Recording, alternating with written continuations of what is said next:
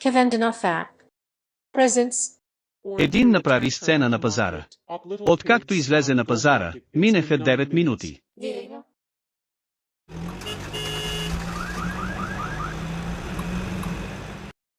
На пазара? Да. Какво избирате?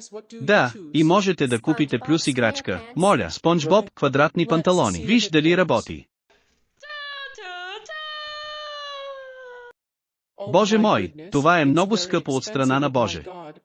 Моля, искам да купя Спонж Боб квадратни панталони. Съжалявам, сине мой, не купувам Спонж Боб квадратни панталони. Моля те, моля, искам момче Спонж Боб квадратни панталони. Неудържим изблик на истерия и грозно да се крещи на това.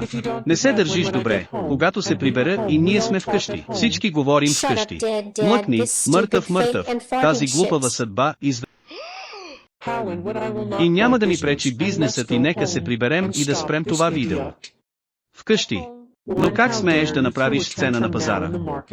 Сега няма да е без телефон, без телевизор и без компютър. Ти си наказан. Наказан. Ще го накараме да бъде груб.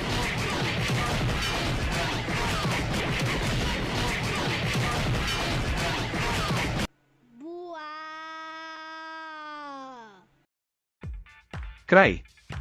Харесайте и се абонирайте.